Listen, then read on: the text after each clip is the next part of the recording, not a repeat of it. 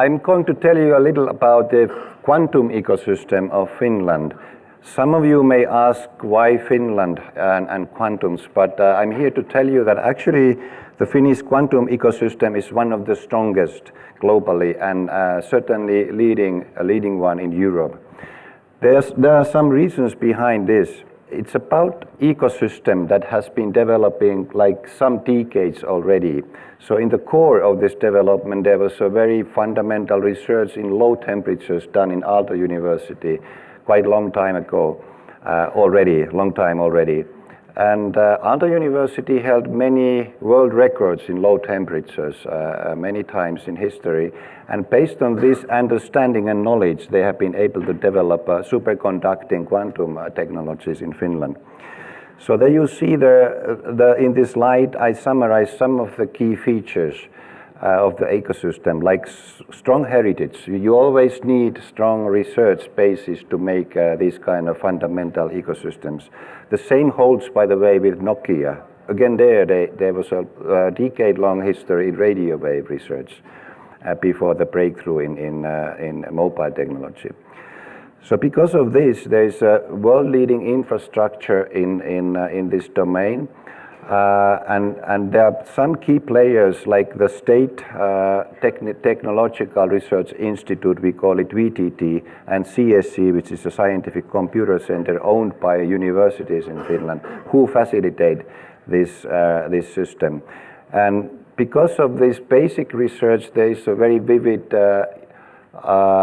landscape of spin-offs and companies developed during these years. And of course, sustainable public funding. I will soon show you some elements of this, and the Nordic spirit, because actually much of the things that we have in Finland are done hand in hand with our Nordic colleagues and also Germany.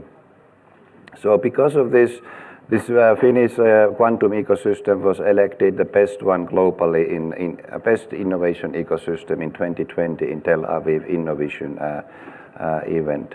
The core of the Finnish quantum ecosystem, there is now a quantum computer that was set up in 2021 in VTT in Helsinki. We call it Helmi in Finnish. It means pearl if you translate it into English. So this is to demonstrate how to build a quantum computer and how to program one and to operate that one in the future.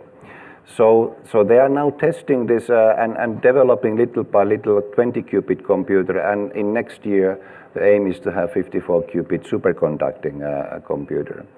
And moreover, Finland also is a host of the largest supercomputer in Europe.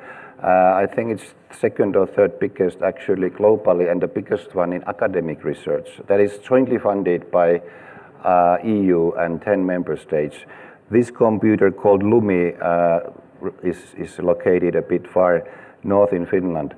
But the key is the system and the integration of these two systems, so that it's actually, they have a hybrid computing system developing there. And in that domain as well, Finns are leaders globally.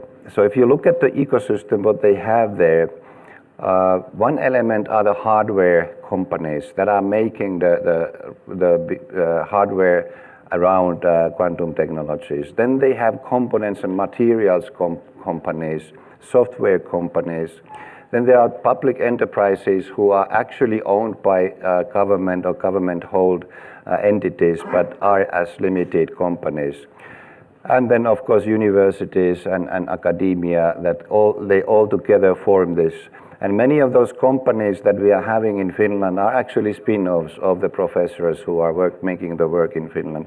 For instance, IQM is one of the leading fabricators of quantum qubits processors. Computers, they are making them in a couple of countries now. And then there are others like Semicon and VTT, which is a state-owned laboratory hosting the current Helmi computer, and will be the host for also this bigger 50 more qubit computer in 2024.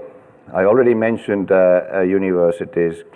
Aalto University is the leader of this. They have this pretty famous low temperature laboratory, which actually is dealing not only about quantum tech, but they're also a leader in brain imaging. They have been developing many brain imaging methods in there. Then also quantum algorithms, software and simulation. The companies are working on this. I don't go into detail. You maybe can have these slides afterwards. Bluefors, which is very interesting company because that is the world's by far leading market leader in manufacturing of ultra low temperature hydrogen-free dilution refrigerators for research purposes. And they have a lot of deals actually also going on in India. And Vexlum is a laser company making high power narrow line with VCSELs for quantum tech. And what to do with these technologies? In Finland, we have certain domains where the country is strong, pretty strong, like weather forecasting and smart grids especially. But I would add here also atmospheric research, where Helsinki University has been the leading one globally now in 6 years in a row in Impact Scientific Citation Index. So they are studying the atmospheric particles and their aggregation and how that affects climate change and bigger phenomena in global warming. So in that domain, we need a lot of calculation power. Of course, we need also a lot of international collaboration. It's not something that can be done only in Finland. And in that domain, actually, they are developing a network with Indian universities. IIT Madras, University of Hyderabad, IIT Delhi are already collaborating with this Finnish network. Actually, in 2 weeks, they are having conference in Finland in that domain. Then, of course, molecular simulations for new material design, and then traffic simulations and logistics, molecular simulation in drug pre-screening. Finns are pretty strong in certain neurodegeneration drugs and in developing them. And then, of course, fintech issues. But all of these are things and domains where international interaction and collaboration is not only needed, but it's really a must. And the market size of quantum computer developers is estimated to be quite large by market analytics. So, and then we also have a National Business Finland agency which is promoting quantum technology in Finland, putting money into this domain. So it's one of the national key areas that has been recognized by our government as well. So we want to encourage our companies to utilize quantum technologies, but we also want to develop the technologies and software side as well in Finland, and then make the Finnish quantum ecosystem attractive to local talents and experts. And what we are doing with India, some of you may know that India has a huge national mission on quantum technologies, almost $1 billion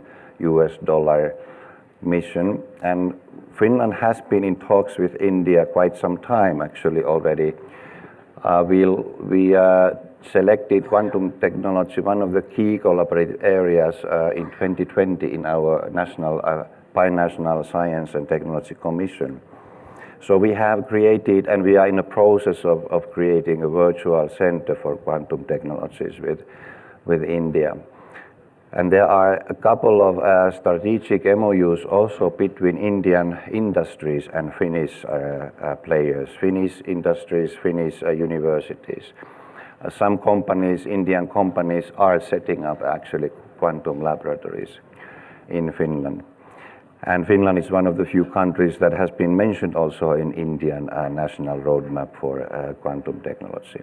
And we are currently developing also close collaboration with CDAC in Pune, the Indian computer center with the VTT of Finland, and creating different types of collaborative models over there.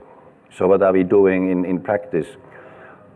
Finland has been traditionally strong in hardware, in quantum superconducting, and partly also in photonics-based quantum technology. India is a superpower of algorithm and system integration. This is something that we think that we can get and gain from India, actually. And very many of our key experts in Finland in quantum ecosystem are Indians. It's interesting that when we had in last April, our ministers met and we had a brainstorming roundtable in quantum tech, and we had around 10 Finnish companies involved. And I looked back then, who are these people? More than half of them were Indians, actually. So they were Indians who had been studying and working in Finland or came from Berkeley back to Finland to establish companies and so on. So it tells something about the attractiveness, of course, about the ecosystem and the power of Indian brains. Then what I mentioned already, that we are also developing hybrid quantum computing. This is something that is on our agenda with certain institutes in India already. Our strength is superconducting qubits, so this is what we are doing. Also, there are Indian institutes also here in IISc, very strong team in superconducting qubits. Then control and measurement hardware, capacity building, of course, education, different kinds of schemes on that, and then quantum machine learning. This is actually my last slide. I'm not going to go into details here. This is just a kind of like idea what we could be and what we are aiming to do together with India. The specific thing with the Finnish approach to quantum tech is a bit different from, for instance, American one. American big companies are certainly leaders in this domain, but the systems are closed, basically. So they are selling cloud time or calculation time for their clients. What Finland is doing is a little bit different approach. It's a more tailor-made approach where also the partners can have input and create IPR, for instance, and elements to the system. For instance, algorithms and different kinds of system integration elements. So this is what we are approaching. Our approach here is the Finns are strong in making the qubits and designing them, but then we need a lot of other elements to run quantum systems, and these capacities can be built together. And of course, one idea has been to jointly develop new and design new types of qubits in superconducting. So I think there's a lot of things that we can do together, and if any of you is interested to know more, you can always write to me. I'm based in Delhi, and many of our quantum key people are visiting India pretty often, well, not weekly basis, but maybe once a month they are here actually, and we are in talks in different institutes, and also we of course have a quantum team within the embassy, so you can always, and please don't ask any quantum specific questions from me. I'm still a molecular geneticist, so I don't understand too much about that. I'm just presenting here the ecosystem. Thank you.